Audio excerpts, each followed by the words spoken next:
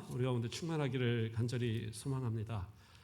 오늘 룻에 대해서 우리가 좀 살펴보도록 하겠습니다. 제가 다윗도 뭐 한꺼번에 죄송합니다. 다윗이 아니었죠. 예, 사사기에 나오는 인물들도 한꺼번에 이렇게 다 기드온도 그렇고 설명을 하다 보니까 이게 좀 이렇게 기억을 다 못해서 또 원고도 찾다 보니까 너무 많아서 그런 좀 어렵더라고요. 그래서 제가 좀 이렇게 나누어서 이제 조금 할까 합니다. 그래서 오늘은 룻에 대해서 좀 우리가 좀 살펴보고자 하는데요. 룻이라는 여인은 이방 여인입니다. 이방 여인. 그리고 그는 원래부터 하나님을 믿던 그러한 여인도 아니에요. 언제 하나님을 믿게 되었느냐?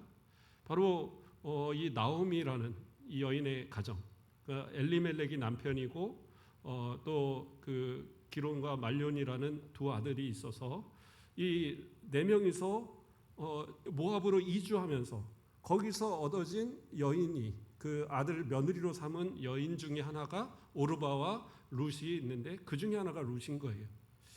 그런데 어떻게 보면 평생을 이방의 그 문화 속에 살던 그가 시집을 와서 그것도 뭐 쭉 이스라엘로 시집을 온 것도 아니고 이방 지역에 살면서 며느리로 살면서 이제 홀로 남은 나오미를 따라서 이 이스라엘의 베들레헴으로 옮겨오게 되는 이 상황.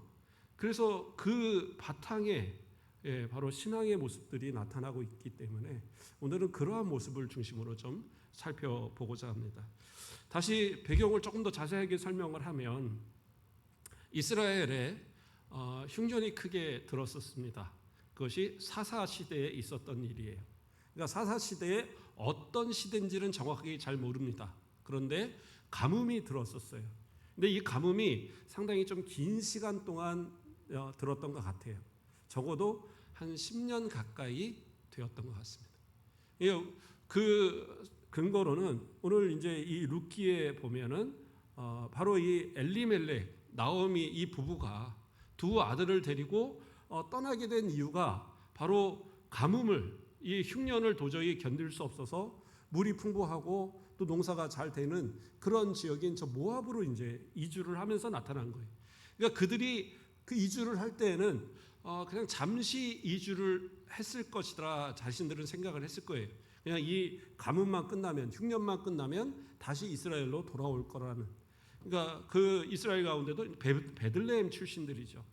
그래서 그곳으로 다시 돌아올 거라고 생각을 하고 기본적으로 자신의 있는 땅이나 이런 것들을 처분을 해서 나갔던 거예요. 물론 이러한 땅들을 처분하고 나면 사실은 상당 기간 그걸 다시 찾기는 어렵습니다. 왜냐하면 희년이 되어야지만 그 땅을 다시 찾을 수 있어요. 희년, 이 땅을 찾는 기준에 대해서는 여러 가지 의견이 있는데 희년을 두고 몇 년이 남았는지는 정확히 잘 모릅니다.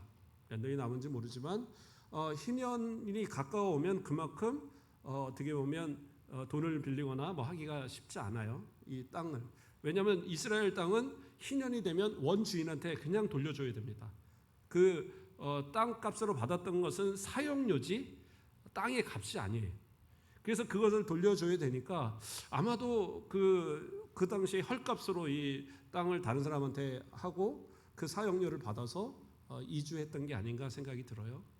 어쨌든 흉년이 끝나면 나와서 어떤 일을 해서라도 다시 돌아와서 먹고 살 수는 있을 테니까. 그런데 그 흉년의 기간이 상당히 돼 가고 있는 겁니다. 그러니까 이 나오미와 룻이 이 이스라엘 베들레헴으로 돌아올 때는 약 10년의 시간이 흘렀어요. 10년의 시간이. 그렇기 때문에 흉년이 적어도 10년이 되었다는 얘기죠.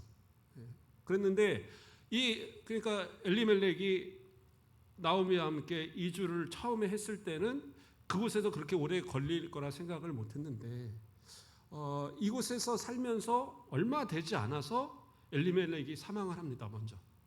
몇 년이 있다가 사망했는지 그건 정확히 모르지만 엘리멜렉이 먼저 사망을 해요. 그리고 이제 두 아들이 남았잖아요. 근데 두 아들들이요, 뭐 그곳에 사는 이스라엘 사람들을 찾아서 뭐 결혼을 하거나 아니면 끝까지 참았다가 이스라엘로 돌아가서 결혼을 하는 게 아니라 모압에 있는 그 여인들 가운데서 두 여인을 각각 아들들이 며느리로 삼아요. 그래서 저는 생각에 나오미는 상당히 믿음이 있는 사람이 분명하거든요. 예. 이 문맥상 봐도 그는 분명히 하나님을 잘 섬기고 그 신앙으로 가르쳤기 때문에 이 두 며느리도 믿음을 갖게 된 거잖아요. 특히 룻은 하나님을 끝까지 자기를 섬기겠다고 서원까지 할 정도로 그러한 여인으로 성장을 했다는 걸 보면 분명히 믿음이 있는 나오미는 분명해요. 그런데도 이상하게 그 아들의 짝들을 이 모압 여인들로 그냥 짝을 맺도록 허락을 했어요. 이러한 모습을 보면서 그런 생각이 들기도 하더라고요. 우리가 믿는 사람들은 항상 첫째로 생각하는 것이 믿는 자녀들이 그러니까 믿는 아내나 그 며느리나 믿는 사위를 얻기를 원하잖아요. 어떻게 보면 그것이 당연한 이야기인데 어떤 경우들은 피치 못하는 경우들이 생겨요. 그렇죠? 덜커덕 혼수를 미리 만들어 온다든가 뭐 그런 경우들이 있잖아요. 예. 제 아는 그 누님도 큰아들이 아직 어린데 결혼을 해서 애가 이제 둘째 갖고 있는데 결혼식을 안 했대요. 그래서 왜 결혼식을 안 했냐 그랬더니 미리 가져진 거예요. 미리. 그런데 그 며느리가 믿음이 없어요. 그러니까 이 누님은 진짜 믿음이 좋은 분인데 아무리 며느리인데도 서로 상대하기가 좀 껄끄럽다고 그러더라고요. 더군다나 아들이 큰아들인데 큰아들이 또 연상하고 결혼을 했어요. 연상도 좀 나이가 차이 나는 연상하고. 그러니까 결혼 때 허락을 받은 것도 아니고 또 덜커덕 이 아기도 갖고 그러니까 믿음이 뭐고 따질 것도 없이 그냥 결혼을 해서 분가해서 살고 있는 거예요. 그러다 보니까 신앙관 자체가 다르고 하니까 이렇게 만나서 이야기하고 하기가 좀 꺼려진대요. 그리고 처음에는 이것도 사줄게 저것도 사줄게 이러면서 막 얘기를 했는데 그 자체도 좀 간섭으로 여기고 그래서 1년에 몇 번 못 보고 살아 그러더라고요. 며느리가. 근데 한편으로는 또 저는 이 나오미의 모습처럼 나오미가 처음부터 원해서 그러한 며느리들을 얻지는 않았을 거잖아요. 그러나 그가 진짜 신앙의 사람이니까 그 신앙의 배경을 가지고 최대한 노력을 하면서 그 며느리들을 진짜 믿음의 며느리들로 바꿔놓은 거죠. 예. 오르반은 솔직히 어느 정도인지 모르겠어요. 그러나 룻만큼은 확실하게 어머니 하나님이 나의 하나님이 될 것이다라고 고백을 하면서 그렇죠? 내가 하나님을 떠나고 어머니를 떠나면 하나님이 나를 벌을 주시고 나를 죽이실 거다. 아예 그렇게까지 외칠 정도로 하나님에 대한 분명한 신앙을 갖고 있었어요. 그러니까 그러한 모습을 볼 때에 물론 첫째는 찾아서 결혼을 시키는 것도 중요하지만 그러나 불가피한 상황들이 되었을 때는 그 사위든 며느리든 정말 신앙을 갖도록 하기 위해서 어떻게 보면 어른들이 배려를 해야죠. 정말 배려하고 아껴주고 역시 예수 믿는 시어머니는 예수 믿는 시아버지는 너무나도 다르다. 그리고 어디 가서든지 자랑할 수 있는 어떤 집은 가니까요. 그 시아버지 시어머니를 두고 며느리가 아빠 엄마 뭐 이러더라고요. 그래서 난 처음에 친정인 줄 알았어요. 그랬더니 아니라고 우리 며느리인데 그냥 엄마 아빠라고 부른대요. 그러니까 뭐 살갑게 그러니까 아주 뭐 그냥 진짜 딸처럼 아껴주고 뭐 이렇게 하시더라고요.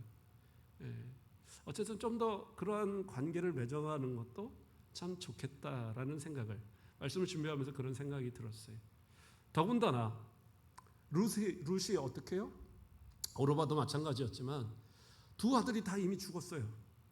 그러면 이방 여인들이 굳이 홀로 남은 시어머니를 따라서 같이 저 이스라엘로 그것도 아무것도 거기 연고도 없고 아는 사람도 없는 오직 어머니 한 분밖에 모르는 그 베들레헴을 향하여서 모압을 떠나 가겠다라고 결단한다라는 거 이거 쉬운 일이 아니잖아요.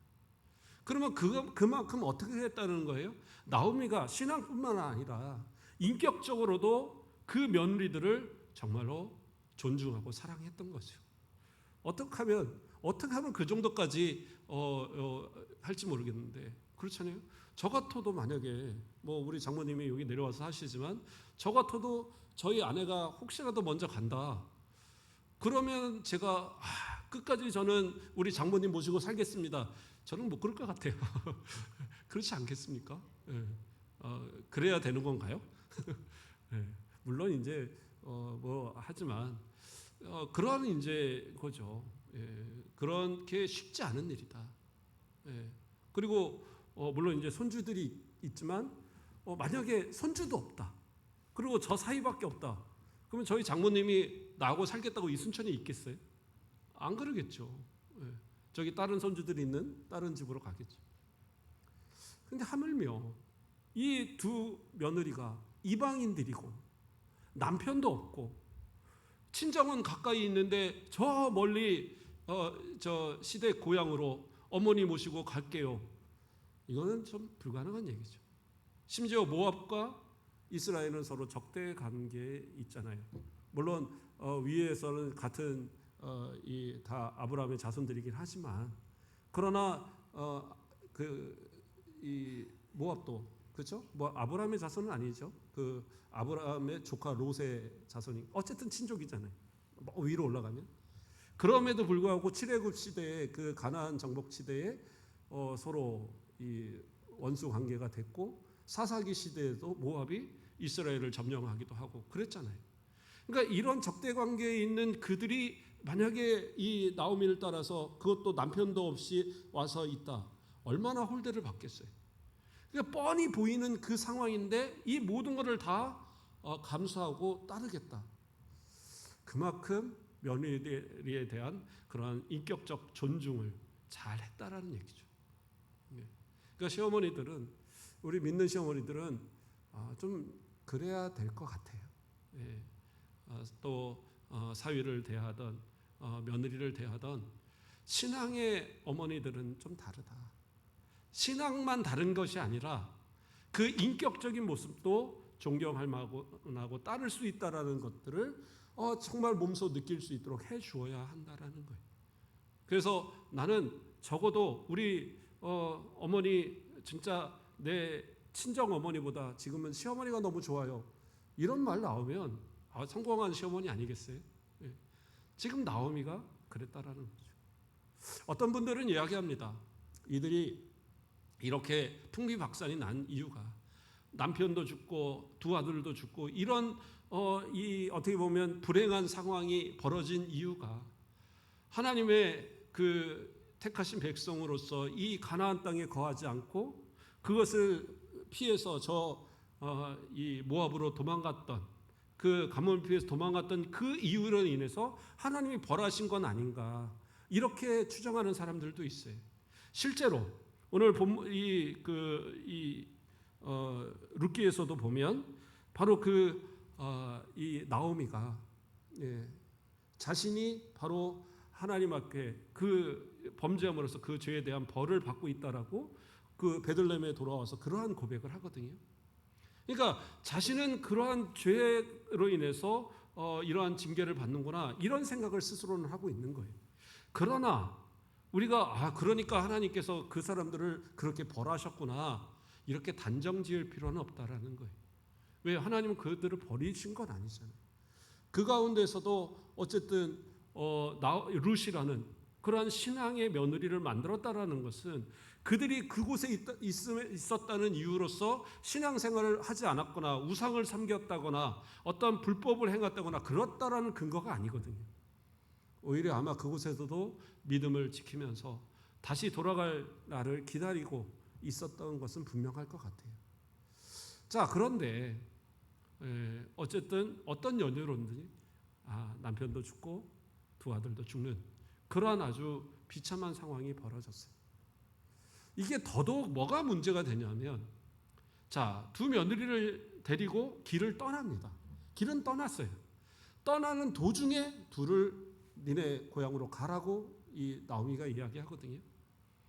근데 왜 그렇게 얘기를 했느냐? 이 이스라엘에는 우리나라로 치면 뭐 형수 취수제라고 표현할까요? 이 큰아들이 후사가 없이 죽으면 그리고 며느리가 남으면 둘째 아들이 큰 며느리를 아기를 갖도록 해줘야 돼요. 그게 의무입니다. 왜 그러한 의무가 생기느냐? 그 아기는 둘째의 아기가 아니에요.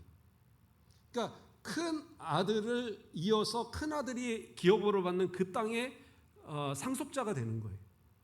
그래서 그러한 이유로 인해서 계속적으로 이 밑에 사람들이 의무를 다해 줘야 되는 거거든요.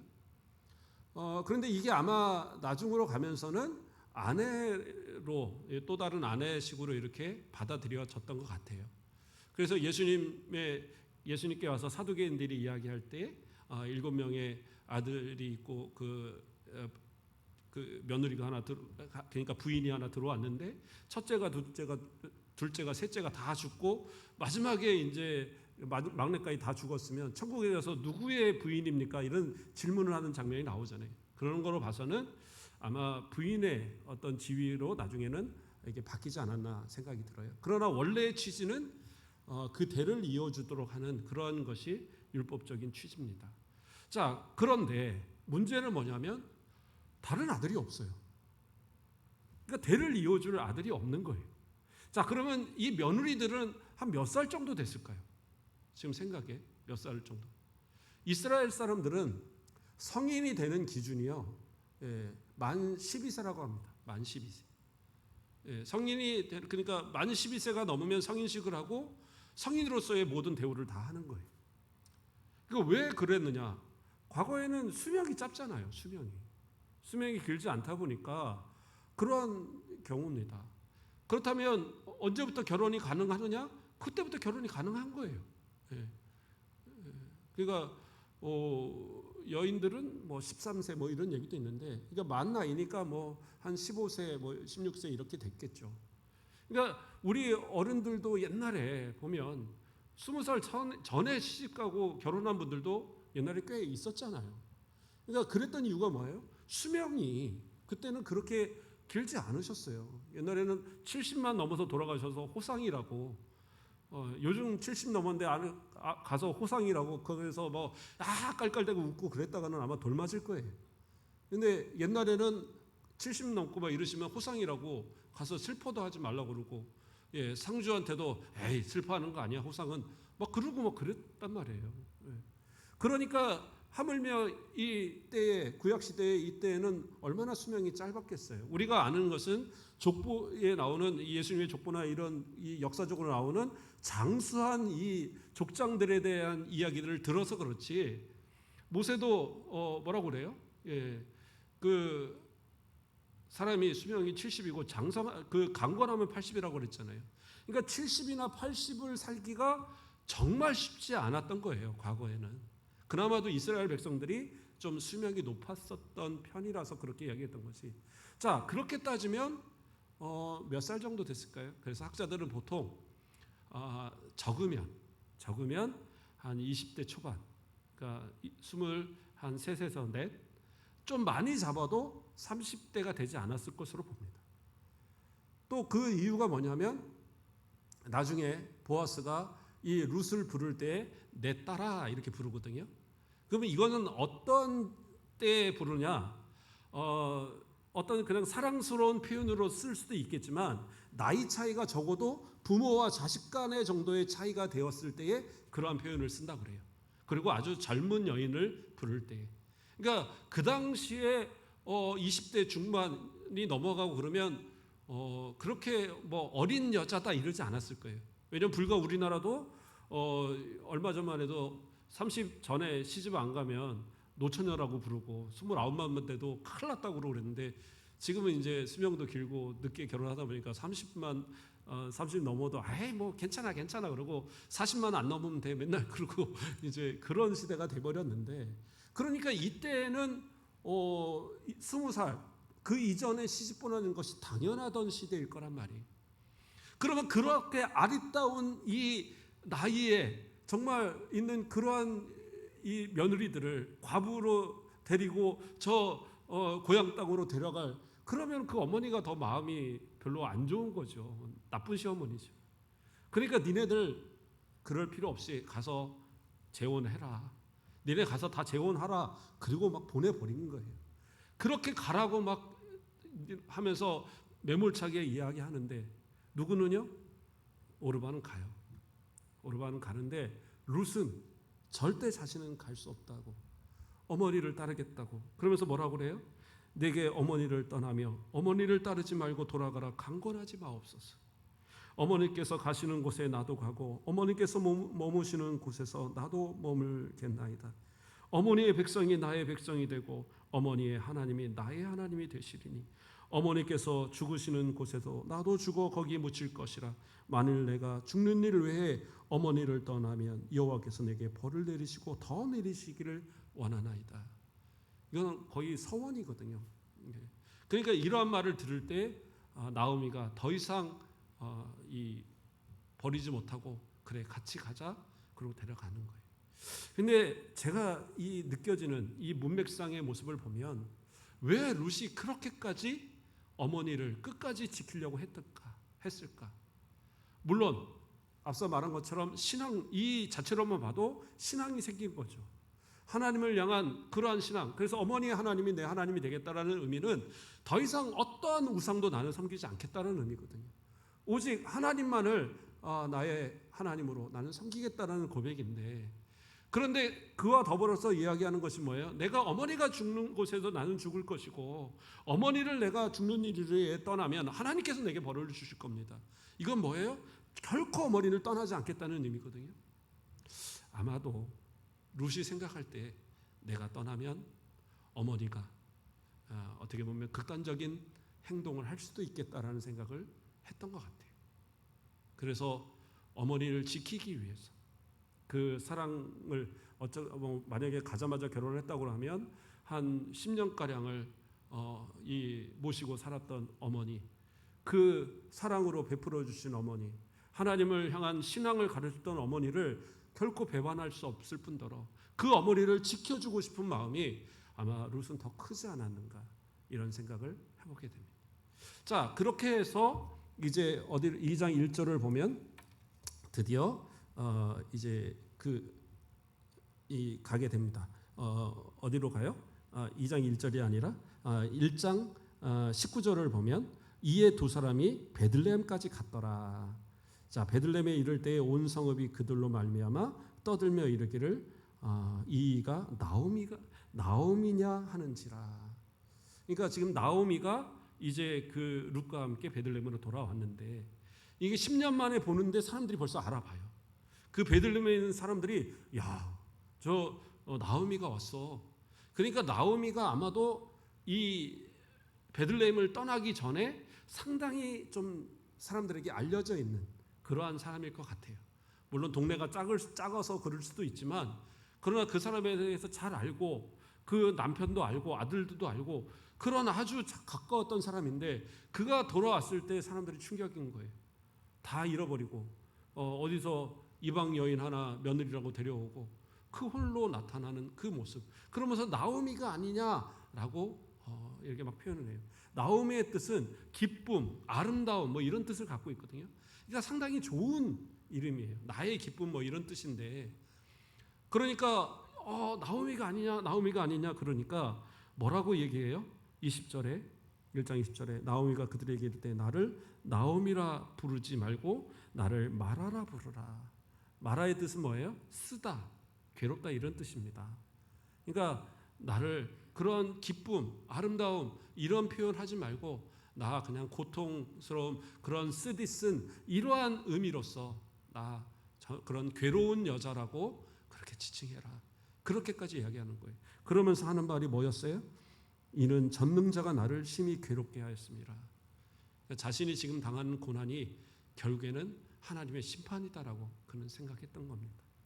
그도 그럴 것이 남편을 잃고 또 두 아들까지 다 잃어버린 그때 그렇다고 무슨 재산이 남은 것도 아니고 모든 거 다 탕진하고 돌아오는 그 자신의 모습이 얼마나 창피하고 부끄러웠겠어요. 그러니까 돌아오는 왔을 때 그리고 이제 과거에 있던 뭐 집 같은 거는 있었을 거 아니에요. 그래서 그 집으로 돌아와는 왔는데 문제는 뭐예요? 밖에도 나가지 않아요. 그리고 그냥 집에서 집 가고 그러고 사는 거예요. 그래도 좀 며느리를 데리고 왔으면 어린 며느리를 위해서 그래 우리 가서 어떻게든 너하고 나하고 죽이 되든 밥이 되든 먹고 살자. 그리고 손을 잡고 가서 뭔가 먹을 것을 구하고 해야 되는데 이 어머니가 나는 마라야 나는 나오미도 아니야. 그리고 집에 가서 그냥 콕 밖에서만 어쩌면 머리끈 딱 싸매고 이 비계 베고 딱 돌아 누워서 그러고 이제 들어 누워 있는 거예요. 이걸 보는데 룻이 얼마나 또 이 답답하겠어요. 벌써 먹을 양식도 없고 아무것도 없는데 어머니는 저러고 있고 자기는 말도 잘 안 통하는 모함 말하고 이 이스라엘 말이 얼마나 뭐 같은지 모르겠지만 적어도 뭐 비슷하다고 그래도 저 경상도하고 전라도 말보다는 더 알아듣기 어려울 거 아니에요. 그런데 말도 잘 안 통할 이 여인이 가서 뭔가를 하려니까 참 답답하죠. 그래도 안 되겠으니까 어머니한테 물어보는 거예요. 어머니, 제가 가서 누군가가 나에게 은혜를 베풀면 누구든지 그 밭에 가서 제가 이삭을 주워서 오겠습니다. 우리 그거 갖고 빠서 그거 갖고 우리 밥을 해먹고 떡을 해먹고 우리 그러고 좀 살아요. 그런데 그것을 어머니에게 허락을 맡아요. 근데 그냥 가서 해올 수도 있잖아요. 어머니가 그러고 있으면은 그냥 가서 몰래 가서 이삭을 주워다가 그리고 그것을 가지고 해갖고 어머니 제가 좀 많이 안 했어요. 이거 드세요. 할 수 있는데 왜 굳이 그걸 또 어머니가 가서 허락을 맡느냐? 그렇죠? 왜 허락을 맡을까? 그 이유는 제가 가만히 생각을 해보면 바로 이 나오미가 자기를 마라라고까지 부르면서 사람들 앞에 나아가서 뭔가를 하기도 창피해야 하는데 어디서 이방 여인 하나 데려와서 며느리라고 너 나가서 이 곡식 주소와 이삭 주소와 그렇게 해서 나갔다. 그러면 사람들이 뭐라고 하겠어요? 아이고 이 어린 며느리 저렇게 고생시키면서 저러나 아이고 그러면서 손가락질하지 않겠어요? 그러니까 어떻게 보면 그 마음에 적어도 어머니에게 허락은 맡아야 되겠다. 그래서 어머니한테 내가 나가서 그렇게 이삭을 좀 죽겠습니다. 그러니까 시어머니도 먹고 살아야 되니까 그래? 그럼 그렇게 해라. 이제 허락을 하는 겁니다. 그래서 이제 가서 어느 밭에 가서 부탁을 하는 거죠. 일하는 소년들한테 저 이 곡식 베고 나면 그러면 저 이 보리 뒤에 떨어지는 이삭 저 좀 죽게 좀 해주세요. 근데 이것이 사실은 이스라엘에는 허용이 되는 겁니다. 요즘 같으면 이 탈곡 열심히 추수하고 있는데 뒤돌아가면서 막 죽고 그러면 욕 먹겠죠. 그런데 이스라엘에서는 떨어진 이삭을 줍지 않아요. 그것은 과부나 고아나 객 같은 이런 사람들이 먹도록 남겨두도록 율법에 돼 있잖아요. 심지어는 모퉁이에 있는 남겨둔 그런 이삭도 마저 베지 말라 그래요. 왜요? 그것을 그러한 사람들이 베어서 먹도록 그러한 배려를 하도록 율법에 아예 명시가 되어 있거든요. 그러니까 충분히 따라다니면서 그것을 할 수 있어요. 근데 문제는 뭐냐? 룻은 이방인이잖아요. 이스라엘 사람으로서 과부와 고아와 객에 대한 배려는 할 수 있겠지만 이방 여인에 대해서는 그들한테 베풀으라 이런 율법은 없거든요. 그러니까 나쁜 마음 먹으면 너 안 돼 하면서 못 오게 할 수도 있고 또 다른 여인들이 그것을 보면서 왜 우리가 죽는데 네가 우리 나와버리에 와서 지금 뭐 하느냐 하면서 쫓아버릴 수도 있단 말이에요. 그러니까 그러한 여러 가지의 어려움을 다 생각하면서도 룻은 정말 어렵게 가서 말을 띄고 허락을 받아서 뒤로 가면서 그 이삭을 주어요. 그러니까 이때는 언제냐면 그러니까 이 룻과 나오미가 베들레헴으로 돌아온 때가 보리 추수가 시작할 때라고 얘기하고 있어요. 그럼 보리 추수를 시작할 때는 언제냐? 6월절이 지난 다음 날이 초실절이라고 합니다. 그때 드리는 것이 보리의 첫 이삭을 드려요. 그리고 마지막 이 보리를 다 추수한 때가 언제예요? 맥추절이잖아요. 그러니까 그 한 50일간을 추수를 다 하는 거예요. 그 추수를 하는 동안에 바로 그 가난한 사람들은 뒤를 쫓아가면서 그 주원 그리고 추수를 다 하고 남은 그 밭을 돌아다니면서 이삭을 모아서 그것으로 먹고 사는 거예요. 그러니까 이제 막 시작되었던 그때죠. 그러니까 열심히 막 베고 있는데 그 다른 여인들 추수를 때 뒤쫓아가면서 허락 맡으면서 하는 거예요. 근데 얼마나 열심히 하는지 보아스가 이렇게 보니까 어디 아리따운 젊은 여자 소녀가 하나가 그러고 있는 거예요. 아니 저 처자는 누구냐? 그랬더니 설명을 그 룻이 저 데려온 이방인 여인인데 지금 이렇게 와서 허락을 해달라고 그래서 허락을 했더니 잠깐 쉴 때 빼고는 쉬지도 않고 그렇게 이걸 줍고 있습니다. 그러는 거예요. 근데 이 룻이 이 보아스가 누구예요? 바로 당시 베들레헴에서 유력자, 뭐예요? 상당히 영향력 있는, 어떻게 보면 부자고 지위가 높은 사람이었어요. 그런데 더 중요한 건 뭐예요? 엘리멜렉, 다시 말해 나오미의 남편과 친족 간에 있어요. 그러니까 친족은 어떤 의무를 갖느냐? 어려운 같은 그런 친족을 돌봐야 될 의무를 갖고 있어요. 그러니까 일반적인 의무로서도 나오미를 돌봐야 되는 의무를 가진 사람이 사실은 이 보아스가 맞습니다. 그래서 보아스는 그 여인을 불러다가, 이 룻을 불러다가 이제 배려를 하죠. 이 모든 이 이삭들을 뒤에오면서 줍는데 다른 데 가서 하지 말고 여기만 와서 주서라. 이 밭에 와서 추수가 끝날 때까지. 그러니까 추수는 계속 하잖아요. 밭이 뭐 유력자인데 조금만 하겠어요. 그냥 아주 뭐 큰 김제 들녘과 같은 그런 아마 큰 밭이 있지 않았을까. 거기서 이 보리 이삭을 패는 동안에 뒤에 가면서 항상 주서라 이야기를 하는 거예요. 그러면서 또 이 볶은 곡식도 같이 먹게 하고, 또 물도 가서 같이 얻어서 먹게 하고, 심지어는 소년들한테 야 일부러 이삭 좀 떨어져 줘. 그렇게까지 배려를 해요. 그러니까 이 룻이, 보아스가 그런 이야기들을 하니까 가서 얘기하는 거예요. 저는 이방인 여인인데, 저는 당신의 여종들마도 못한 대우를 받아야 될 그러한 사람이 당연한데, 저는 모함 여인인데 왜 이런 일들을 저한테 은혜를 베푸십니까? 그러니까 뭐라고 그래요? 내가 너의 일을 다 안다. 네가 어떤 효부고 어떻게 이곳에 왔는지 나 다 들었다. 그러니까 걱정 말고 이삭을 다 뵐 때까지 너는 이곳에 와서 그렇게 거두어서 가라. 그러면서 볶은 곡식을 주는데 아주 배가 부를 정도로 그것을 줘요.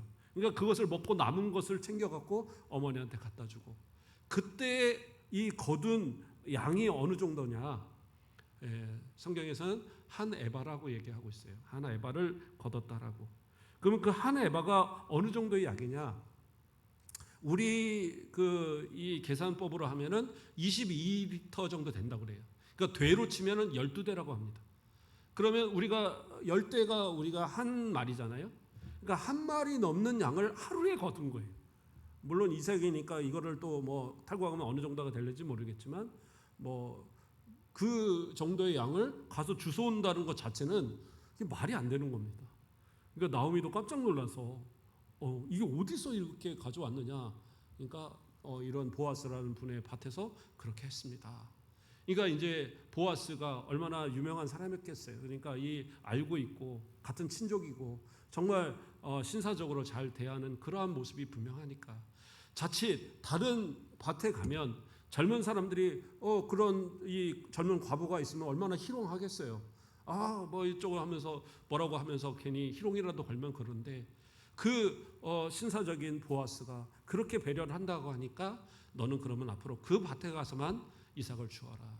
그렇게 해서 그 이삭을 가지고 그가 추수가 다 끝날 때까지 이제 그것으로 먹고 살게 되는, 아마도 좀 더 오랫동안 먹을 수 있는 양식들을 모으게 되었다라는 겁니다. 오늘은 여기까지만 말씀을 정리를 좀 해보겠습니다. 룻은 어떠한 사람이었어요? 이방 여인이지만 그는 며느리로서 어머니의 신앙을 배웠고, 그 어머니의 신앙을 따라 룻은 이방 여인임에도 불구하고 자신의 고향과 그 자신의 어떻게 보면 우상의 그 모든 습관과 이걸 다 버리고 하나님을 믿고, 하나님께서 이 택하신 그 백성들이 사는 가나안 땅, 베들레헴으로 와서 살게 되었다라는 거예요. 그 자체가 어떻게 보면 신앙의 결단이고, 또 어머니를 향한, 시어머니를 향한 그 효의 마음들, 하나님께서는 이미 그의 마음을 받으시고 그의 삶을, 어떻게 보면 도저히 살아갈 수 없는 두 여인을, 그들이 살아갈 수 있는 모든 배경을 미리 만드신 거죠.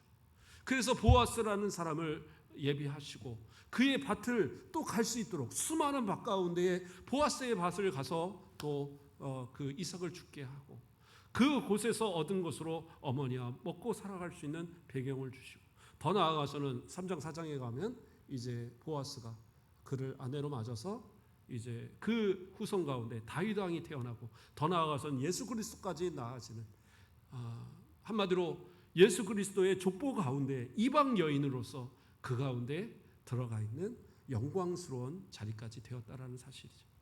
저와 여러분의 모습 속에 하나님을 향한 이러한 결단이 있어지길 원합니다. 우리가 예수 믿고 하나님 믿은 거 당연한 것 아니에요. 우리는 이방인들이고 처음부터 택한 백성들이 아니에요.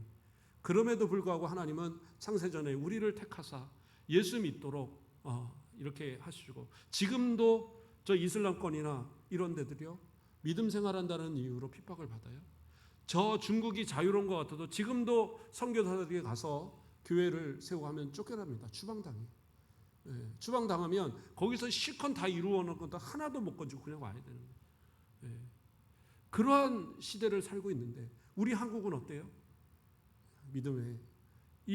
믿음을 갖고 믿음 생활한다고 해서 누구도 핍박하지 않는 이런 시대가 되었잖아요. 물론 뭐 개인적으로 좀 핍박을 받을 수는 있겠지만, 그러나 예수 믿는다고 누군가 가서 죽이고, 예수 믿는다고 가서 광에 가둬버리고, 지금은 그런 시대 아니잖아요. 정말 하나님께서 우리를 사랑하여 주셔서 믿음을, 자유를 주시고, 또 우리가 기도하면 하나님은 여전히 나오미를 지키신 하나님은 지금도 여전히 우리의 하나님이시다라는 거예요. 와요, 저는 박복해서 뭐가 이렇게 안 되고 안 되기만 하나요? 하나님 혹시 나를 미워하거나 버리시는 거 아닌가요? 그렇지 않는다고 그랬어요. 세상을 살아가면서 여러 가지 일들이 일어날 수 있지만, 그러나 중요한 것은 믿음을 잃지 않으면 하나님은 반드시 회복시키시고 더 좋은 길로 이끌어 주시는 은혜가 있다라는 사실입니다. 우리의 가운데에 오직 하나님을 의지하시고 룻을 사랑하신 하나님께서 하물며 예수 그리스도를 통하여 구원받은 우리를 사랑하지 않으시겠어요? 그 예비하신 은혜를 사모하고 오직 믿음으로 날마다 살아가시는 복된 성도들 되길 주님의 이름으로 축원드립니다. 기도하겠습니다. 사랑의 하나님, 감사를 드립니다. 엘리멜렉과 나오미의 가정이 모압으로 이주하면서 예기치 않게 모든 남자들이 죽고 며느리들과 나오미만 남는 그러한 불행한 상황이 벌어졌지만, 스스로도 나는 말하요 나오미가 아니다라고 말하는 그러한 비참한 상황이었지만, 믿음으로 살아갈 때에 하나님께서는 룻을 통하여 나오미를 살리시고, 또 룻이 예수 그리스도의 족보 가운데 들어가는 또 놀라운 은혜를 체험케 하신 것을 바라봅니다. 우리도 지금의 상황에 좌절하거나 또 때로는 낙심하거나 원망하지 말게 하시고, 기도하며 하나님의 예비하신 복을 바라보고 끝까지 믿음으로 승리해가는 복된 모든 성도들 되도록 축복하여 주시옵소서. 감사합니다. 예수 그리스도 이름으로 기도드립니다. 아멘.